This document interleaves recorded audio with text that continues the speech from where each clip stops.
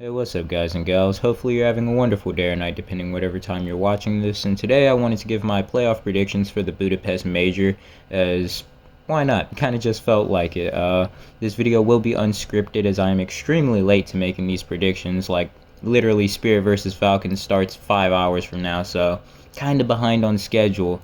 And for that reason, we're just gonna get straight into it. No need to really yap any further. Spirit versus the Falcons. So for this matchup, I feel like it could really go either way, which obviously that could be said for a lot of the matchups here, but for this one especially, you have Donk, who has been just on an absolute heater coming into this major. He has been on a bit of a cold streak lately in these past few tournaments, not really doing the best. That goes for Spirit as a whole, getting bounced out early in the playoffs, sometimes not even making playoffs in some of these tournaments, but they've been looking really good in this major. Even players who have been kind of iffy like Zwei, they've kind of picked up their pace and have filled that role of Zontix in a sense, even though I would definitely still say Zontix is the better player of the two. And as for the Falcons, they've also been doing pretty well in this major thus far. Nico, obviously we still have clutch concerns with him coming into these playoffs, but in the group stages, once again, he does Nico things. He looks good. Insane ace he had on Ancient, that was beautiful. So yeah, good shit, Nico, you still got it. But overall, I'd probably give the edge to the Falcons here, simply because they just have the more firepower, the more cohesive lineup overall. And while Donk can change the pace of a game, if Donk locks in, I could definitely see him taking over this game and just kind of steam pressing the Falcons, especially if someone like, say, Monesi or Kyosuke doesn't show up, or Nico for that matter. But I don't really see that happening too much here. I think both teams are going to show up. Both teams are going to play well. But overall, the Falcons are the better lineup on paper. And I feel like it's also the case in practice. Kixon, not the greatest IGL ever, but I definitely pick him over Chopper. So, yeah. Next up, we got Vitality versus the Mongols, which I don't want to sound like a just control-as hater when I say this, but he isn't Sinzu, and he's not going to do the type of things Sinzu can do. And for that reason, I think the edge here is pretty clearly going to Vitality. They've been looking really good coming into this major, only losing, I believe, one game, that being their first one coming in, which, you know, isn't much of a big concern in my opinion, since it is that first game coming off the cold streak of not playing, going against a team who has been playing in Stage 2. So, you know, I mean, that loss isn't really much. I'm pretty sure they also lost their first game coming into the Austin Major, where they would later go on to win there. So, yeah, I think they take down the Mongols with not necessarily ease, but I think it will be a definitive victory for Vitality. They just have the more consistent pieces at the moment, and without Sinzu, you don't really have that just one star player for the Mongols who's going to just kind of put them over that edge to take down a team like Vitality when they're playing at their best. So for that reason, I'll give it to Vitality. Next up, we got Furia versus Na'Vi, and I'm pretty confident in saying this is the most one-sided matchup we have at the moment in the quarterfinals. No shade towards Na'Vi. They've been looking really good in this major thus far. People like Wonderful really picking it up. Pretty sure top like 6 or 7 in ratings. 6, 7. But yeah, top 6 or 7 in ratings when it comes to like how he's been playing. That being with more like games compared to someone like Zai Wu, since he had to fight his way through all the way at the bottom of first stage. So yeah, just insane play from Wonderful. Nice to see him finally fitting into that role, as he was initially supposed to be replacing Simple. So to see him finally be doing something of value in the major, not being called Wonderful, that's pretty nice to see. But when you're going against someone like Maladoy, who's coming off of two tournament wins back to back, looking just extremely consistent. Same goes for the rest of the lineup. I mean, is there really a team here that is just a clear favorite to the same extent Furia is? I don't think so. Furia has just looked extremely good, just all around the board. And I think Na'Vi, they can definitely put up a fight against Furia. I don't think it's going to be just a walk in the park for them. But Furia, they're probably going to take this also definitively. Similarly to the Mongols versus Vitality prediction I had. Maus versus FaZe. Alright, I'm not a FaZe hater by any means. But the magic ends here. I'm sorry, guys. The magic ends here. There is no way that FaZe continues this run further into the playoffs. The fact that they made it out of the group stages is very commendable, but I would be honest, I just don't see it happening.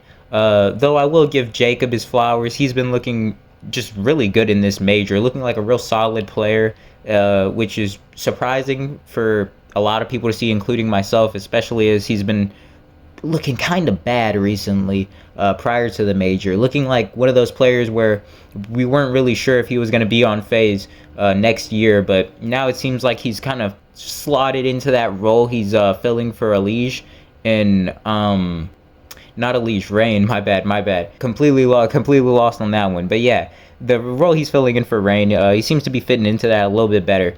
As for Mouse, they've been looking really good in this major as well, but obviously with a team like Mouse, you kind of come to expect these really strong CT sides, pretty consistently putting up like 7-8 points on the board, but then disappearing on the T side. You have people like Zersh and Sphinx not really getting production unless the team as a whole seems to be doing well, which I feel that's kind of Mouse's biggest shortcoming at the moment. You don't really have a star player who is out there kind of changing the pace of the game, even when as a whole the team isn't doing great, which is just not a great thing to have when you're a team like Mouse. And I feel like that's why they lose these kind of tougher matchups, not necessarily against FaZe. I think they probably beat FaZe since they are so like strong on their CT side. I think even if they do kind of fall off on their T side, they can still make up for it with how well they play on their CT. But against a team like the Falcons, Spirit, you can't just disappear on a whole side of the game and expect to win consistently,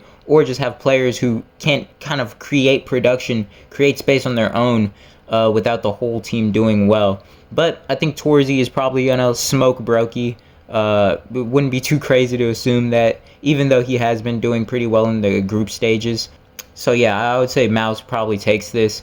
But I wouldn't be surprised if FaZe could somehow sneak the win out. You never know. Fucking Twist and Jacob just start playing like they're goddamn in sync or some shit. T side falls off and then it goes into OT. You never know with FaZe. So yeah. And now for our hypothetical semifinals, we have Falcons versus Vitality, which honestly might be crazy to say. I think the Falcons are probably gonna have an easier time beating Vitality than they will beating Spirit, if this does all come to fruition. And the reason I say that is because while going against Spirit, you have someone like Donk who can just completely switch the tide of the game, and then obviously you have to worry about Shiro as well, which I feel like people completely forget about someone like Shiro when talking about Team Spirit. They always focus on Donk, but Shiro has just insane impact and arguably one of the best clutch players in the game right now. So yeah, I feel like that matchup, the way Donk can control a game and just completely take it over is unlike any other player. And obviously ZywOo does have that ability to like some extent, a very high extent, but I feel like the Falcons can kind of mitigate that a bit more, since he doesn't have those just insane highs with certain weapons the same way Donk with an AK does, or for example Monesi with the AWP, you know what I mean? So I feel like if Kyosuke is playing, you know what I mean, at his best, someone like Monesi is playing at his best, I think the Falcons playing at their best can almost counter Vitality's best in a sense. When you have someone like Monesi who can take down that ZywOo, you have more firepower. As let's just be honest here, Tessus, he's better than Mezzy, I'd say. I don't think that's really a ridiculous claim to make. Someone like Kixon, he has more firepower than Apex.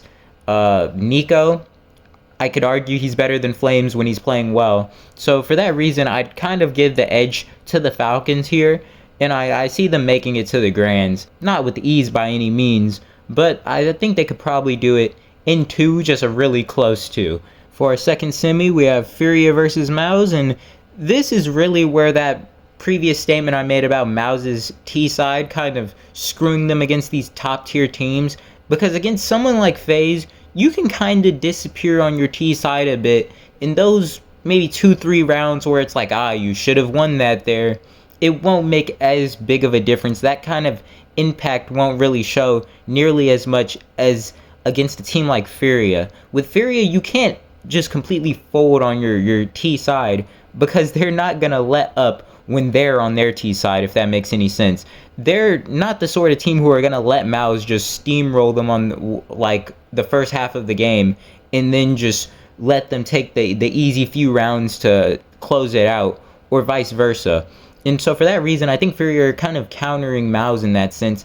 And Mouse might just straight up disappear in this game. I wouldn't doubt it. Especially if Furia plays like extremely aggressive as they tend to do, force buying those tech 9s, making those wild pushes, Maladoy taking shots that realistically you shouldn't be taking unless you're someone like Maladoy. I just feel like Mouse could kind of disappear in this game. And it sucks to say, since I feel like Mouse is one of those rosters where this is kind of their peak. I don't see them getting any better. I don't really see them getting any worse. But this lineup is not going to consistently reach finals, let alone win them. It's just a real odd spot to be in if you're a Mouse fan, as you see the playoffs, but you know deep down that you're not beating these teams who are just objectively more consistent around the board. So yeah, for that reason, I'll give it to Furia. Wall it away all the way. And finally, to conclude with our hypothetical grand final, we have Falcons versus Furia, which, if you might remember, was also the finals to the Blast Rivals tournament, which occurred literally right before this. So pretty interesting to see if this will happen. Will we see a little bit of deja vu, if you will? But I see this kind of going the same way. Furia taking the edge over Falcons, which really this could be just a coin flip. Either side could take this pretty easily. But I just am on the side that believes in Maladoy hitting the fucking 4-piece. You know what I'm saying? Hitting the little 4-piece for the boys. It'd be insanity. But obviously, you have concerns from Nico. Will he show up in this major final? He tends to disappear in these really, really big moments, which I don't necessarily see him disappearing, but I also don't see him being a difference maker the same way someone like Monesi, Yakindar, Maladoy. And I feel like that's really going to be what decides who wins this grand final here. Who is going to be that difference maker, and how many players on each of these teams can be a difference maker. And I feel like Furia, just in general, have more players who are going to consistently have round impact compared to the Falcons. I feel like Falcons are one of those teams where you're going to have those rounds where it's like, what the hell are we doing? The synergy is just not there. You have people like Nico just making ridiculous plays. You're like, what are we doing here? 10k elo type shit. You have Kyosuke, for example, just not showing up on Inferno or something. 16 games on Face It for a reason, you know? And for that reason, I kind of just have the edge going towards Furia for that. But as said before, this really could go either way. Just let Nico decide he wants to not be ass in the finals, and then this could easily go to Falcons. So yeah, but in conclusion, I'll give the win to Furia. If you like the video, that's nice. I upload when I feel like it, so subscribe if you don't want to miss out on whatever I have in store next. But until then, I'll see you all in the next one. Bye.